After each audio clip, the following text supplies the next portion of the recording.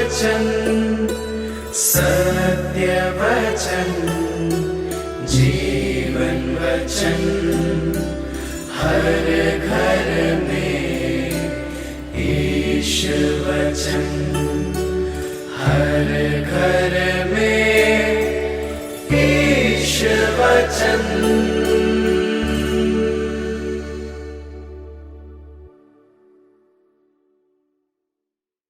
प्रभु आप लोगों के साथ हो और आपकी आत्मा के साथ।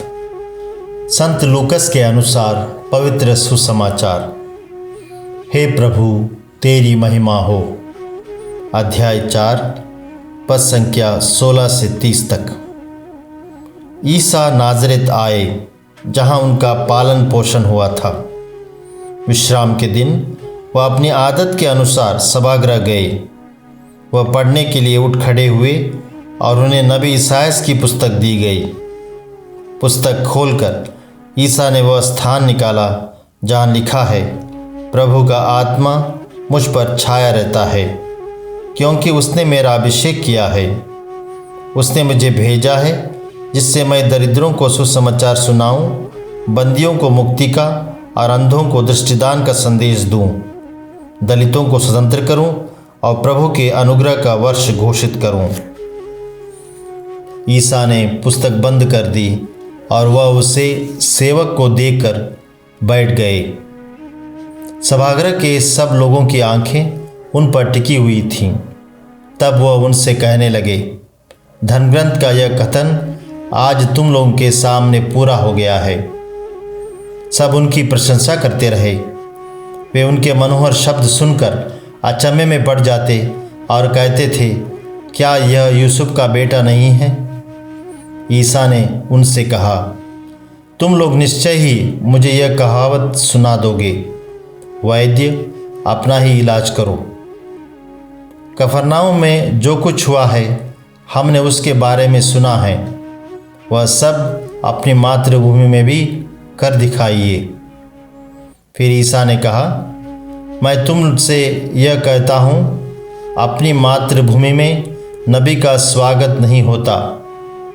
मैं तुम्हें विश्वास दिलाता हूँ कि जब एलियस के दिनों में 3.5 वर्षों तक पानी नहीं बरसा और सारे देश में घोर अकाल पड़ा था, तो उस समय इस्राएल में बहुत सी विधवाएं थीं।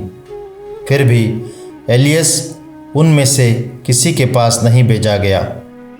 वह सीदोन के सरेप्ता की एक विधवा के पास ही भेजा गया था। और नबी एलियस के दिनों में इस्राएल में बहुत से कोढ़ी थे, फिर भी उनमें कोई नहीं बल्कि सीरी नामान ही निरोग किया गया था। यह सुनकर सभागृह के सब लोग बहुत क्रुद्ध हो गए। वे खड़े हुए और उन्होंने ईसा को नगर से बाहर निकाल दिया। उनका नगर जिस पहाड़ी पर बसा था, वे ईसा को उसकी चोटी तक ले गए ताकि उन्हें नीचे गिरा दें, परंतु वे उनके बीच से निकलकर चले गए।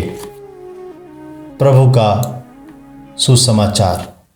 हे क्रिस्त तेरी स्तुति हो। प्यारे मित्रों, एक अनजान प्रदेश में जाकर प्रवचन देना हमें आसान लगता है, क्योंकि वहाँ के लोग हमें स्वीकार करते हैं। लेकिन अपने गांव में परिचितों के बीच में जाकर उपदेश देना कठिन सा लगता है, क्योंकि लोग हमें जानते हैं और हमारी बातें उतने आसानी से स्वीकार भी नहीं करते हैं। प्रभु यीशु की प्रशंसा एवं चर्चा नाज़रेत से दूर गांवों में होने लगी और उनके प्रवचनों, चमत्कारों एवं चंगाई को देखकर एवं सुनकर लोग उन पर विश्वास करने लगे। किंतु जब वे अपने ही गांव नाज़रेत आए तो उनको आश्चर्य हुआ कि उनके अपने ही लोग तिरस्कार करने लगे। प्रभु ने अपने जीवन की अधिकांश अवधि नाज़रेत में बिताया था, इसलिए लोगों की नज़र में वे आज भी एक बड़ाई का बेटा हैं। इसलिए वे आपस में पूछने लगते हैं, बड़ाई का बेटा ईश्वर का पुत्र कैसे हो सकता है? वे यीशु को केवल मानवीय दृष्टि से ही देखने लगते हैं। हमारा विश्वास हमें सिखाता है कि ईश्वर प्रभु क्रिस्त में मनुष्य बना। नाज़रेत का यीशु ईश्वर और मनुष्य दोनों हैं। हम सभी इसी महान रहस्य के गवाह बनने के लिए बुलाए गए हैं।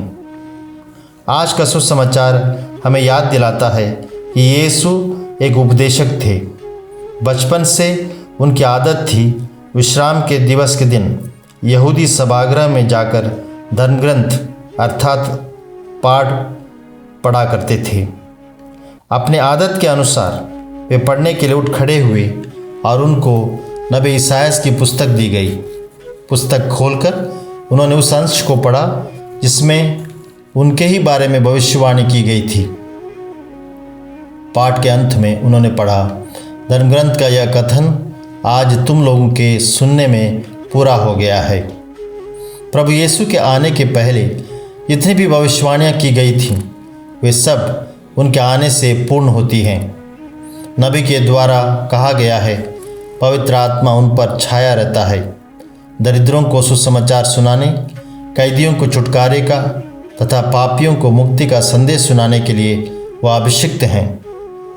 नाज़रेत वासियों की दृष्टि में यह हो नहीं सकता है, क्योंकि उनके अनुसार मसीहा आएंगे जो उनको रोमन साम्राज्य से मुक्त करेंगे। उनके द्वारा शांति का राज्य स्थापित होगा।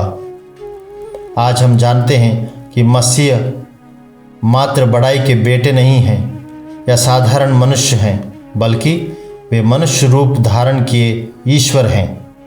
आकाश, पृथ्वी एवं पाताल उनके अधीन हैं। हम उन नाज़रेत वासियों की तरह न जिए जिन्होंने यीशु को पहचानने की भूल की। इस कारण वे एक तरह से ईश्वर विरोधी भी बन गए। हमें संभलकर चलने की आवश्यकता है। अच्छा क्रिस्तीय जीवन जीने के लिए क्रिस्त जो मार्ग, सत्य एवं जीवन है उनका अनुकरण करें। कलीसिया के नियमों का पालन करें। आमीन।